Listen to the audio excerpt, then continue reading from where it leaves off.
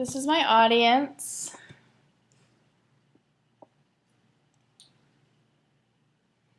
Okay.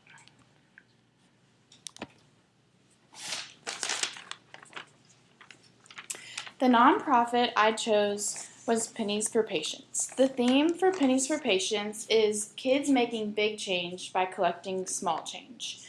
It is a fundraiser for the Leukemia and Lymphoma Society and a service learning character education program that gives students an experience making a difference through teamwork.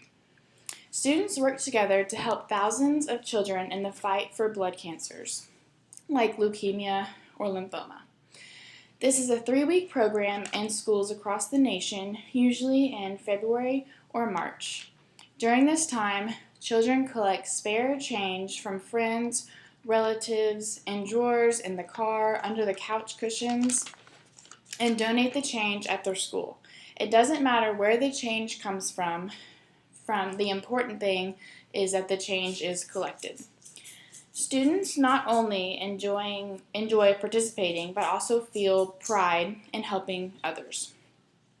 The problem is that so many children are diagnosed with leukemia and lymphoma and have to go through such expensive treatment that some parents may not have the money at that time. Money has to be raised to support the treatment for these children. Another problem is that some schools do not know about this program, Pennies for Patients, and need to be made aware. Now that I have shown the problem, I'm going to tell you about the solution.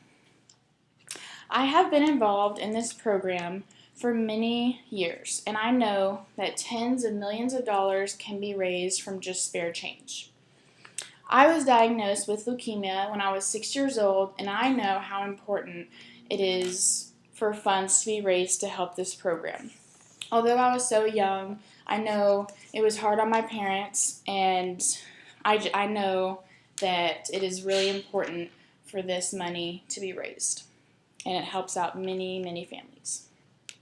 Each year, I go to the schools and speak to the children about my experience with cancer and help them understand what I went through and how, because of the donations, I was able to survive.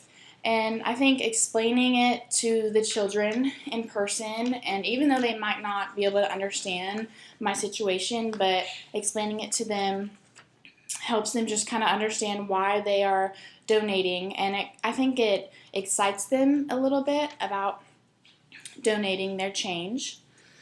When I would go to the schools, I would encourage the teachers and explain the program to them and have them explain the program to their students again.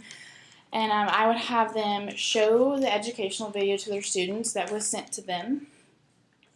I would have them set out collection boxes that the students would put their change in.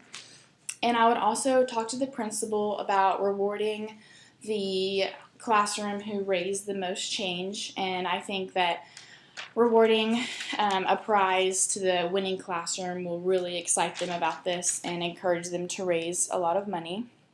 All of these things are done to encourage the children to bring in their spare change. Some of the ways to get the children to participate is to make signs and post them around the school just to let other kids know what's going on and try to encourage them to help out. To fix this problem of some schools being unaware of the program Pennies for Patients, I could find out what schools are not participating, and I could make an appointment to visit with their school and their principal and try to talk and explain the program and get him or her to encourage this program in their school. Not only does this program impact leukemia and lymphoma donations, but also kids learn about leadership and what doing good for others can mean. The results from this organization have turned out very well the past 16 years. Every year across the country, kids' voices are heard. Pennies for Patients has been around for 16 years, and during those 16 years, in the website, I Am Mighty says kids have raised more than $233 million, and this money is used to fund therapies and patients' service. We as a committee should work to raise many more millions of dollars to fund this organization. We can volunteer in schools and make sure that all schools participate in this program. Does anybody have any questions? Yes, I do. Does all the money raised by the children go to the Leukemia and Lymphoma Society? Yes, 100% of the money goes to them, and there are no fees for administering the program or anything. Anybody else? I do. How do you get the children excited about the program? Although it is difficult to get young children excited about something like this, if you have prizes and reward them with things, that can help excite them for this program. Anything else? I have one. Who's responsible for getting the money to the Leukemia and the Lymphoma Society? The principal of each school will contact the society and get the money to them. Yes.